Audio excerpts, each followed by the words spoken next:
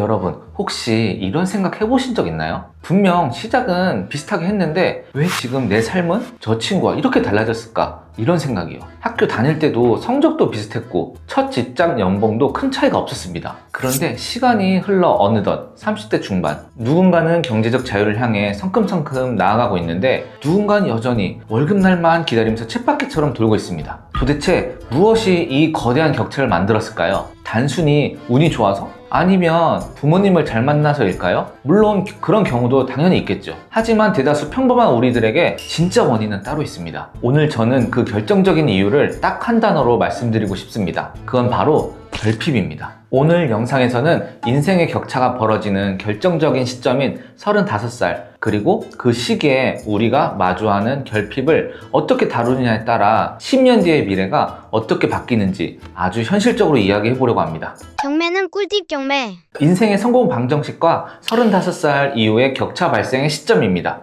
흔히 인생은 속도가 아니라 방향이라고 하죠. 정말 맞는 말입니다. 하지만 냉정하게 말해 자본주의 사회에서 속도가 붙는 특정 구간이 분명히 존재합니다. 우리는 보통 20대에 사회생활을 시작합니다. 이때 다 비슷해요. 200만 원을 버나 250만 원을 버나 사는 모습은 다 거기서 거기입니다. 실수를 해도 만회할 시간이 있고 체력적으로도 좋아서 몸으로 때우는 게 어느 정도 가능하죠. 소위 말해 가능성이라는 무기로 뭐든 할 수 있는 시기입니다. 그런데 이 흐름이 미묘하게 바뀌는 시점이 옵니다. 바로 35살입니다. 왜 하필 35살일까요? 사회적으로는 대리, 과장급의 실무자가 되고 개인적으로는 결혼을 하거나 독립해서 진짜 내 살림의 규모가 커지는 시기입니다. 그리고 신체적으로나 정신적으로나 내가 가진 에너지가 가장 효율적으로 쓰여야 하는 시기이기도 합니다. 이때 인생의 첫 번째 성적표가 나옵니다. 20대 때 막연하게 꿈꿨던 것들이 현실이라는 벽에 부딪히며 구체화됩니다.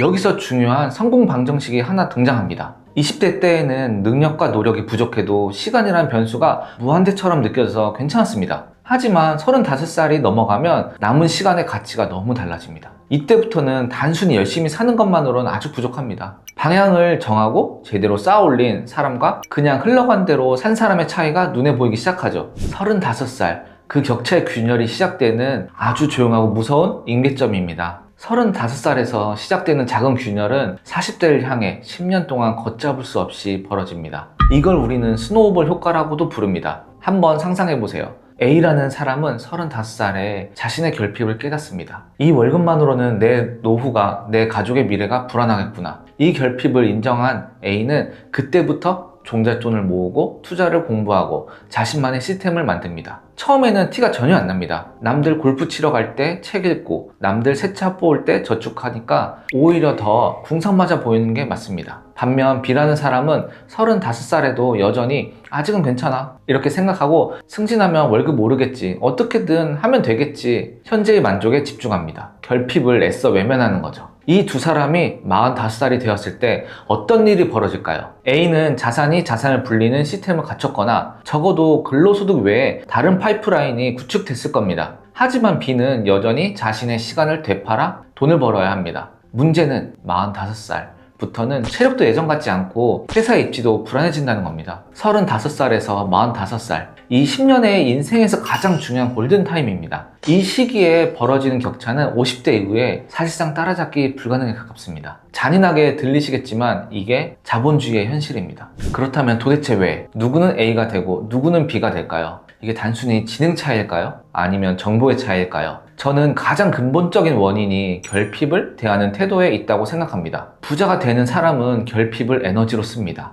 가난해지는 사람은 결핍을 불평의 도구로 씁니다. 부자가 되는 사람들은 자신의 부족함을 아주 예민하게 감지합니다. 그리고 그 결핍을 채우려고 노력을 합니다. 결핍이 곧 행동의 동기가 되는 거죠. 반면 가난해지는 흐름을 타는 사람들은 결핍을 마주하면 회피하거나 남 탓을 합니다. 부모님 지원이 없어서 그래. 세상 불공평해서 안 돼. 결핍을 느낄 때마다 스트레스 받고 그 스트레스를 풀기 위해 또다시 소비를 합니다. 이 사소한 태도의 차이가 10년 뒤 여러분의 계좌 잔고 뒤에 붙을 0의 개수가 바뀝니다. 이 태도의 차이는 결국 아주 구체적인 소득과 지출 패턴으로 또 나뉩니다. 35살 이후에 격차가 벌어진 사람들의 가계부를 보면 아주 흥미로운 점이 발견됩니다. 가난해지는 패턴을 가진 사람들은 소득이 늘어나면 지출도 정확히 혹은 그 이상으로 높아집니다. 소득은 스쳐 지나가는 것 뿐입니다. 하지만 부자가 되는 사람들은 소득이 늘어도 지출을 통제합니다. 이들은 잉여 현금 흐름에 더 집착합니다. 내가 벌어들이는 돈에서 생활비를 뺀 나머지,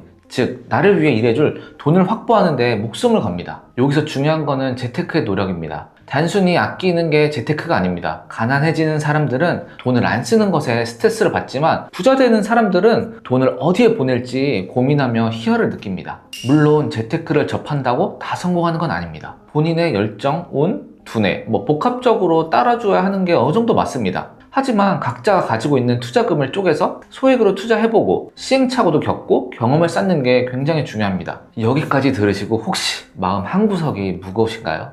나는 이미 35살이 훌쩍 넘었는데 이미 늦은 거 아닐까? 이런 생각이 드셨다면 바로 인식의 전환이 필요할 때입니다. 가난해지는 사람들의 공통점은 나이를 한계로 인식한다는 것입니다. 하지만 부자가 되는 사람들은 나이를 경험치로 인식합니다. 실제로 많은 성공한 사업가나 투자가들이 40대 이후에 빚을 보는 경우가 굉장히 많습니다. 왜냐하면 그전까지 쌓아온 시행착오들이 40대에 이르러서야 통찰력으로 바뀌기 때문입니다. 여러분의 여건이 좋지 않나요? 시간이 없나요? 혹시 돈이 없나요? 다시 처음으로 돌아가 볼게요. 그게 바로 여러분의 결핍이거든요. 그 결핍이 여러분을 주저앉히는 족쇄가 아니라 여러분들을 뛰게 만드는 연료가 되어야 됩니다. 이제 마지막 이야기를 좀 해보려고 하는데요. 우리는 지금까지 유례없는 양극화 시대에 살고 있습니다. 중산층이 사라지고 부자는 더 부자가 되고 가난한 사람은 더 가난해지는 세상. 뉴스를 보면 암울한 이야기일 뿐입니다. 하지만 역설적이게도 이 양극화 시대에 준비된 사람에게는 기회입니다. 과거에는 정보가 없어서 부자가 못 되었다면 지금은 정보가 너무 많아서 무엇을 선택해야 될지 모를 뿐입니다.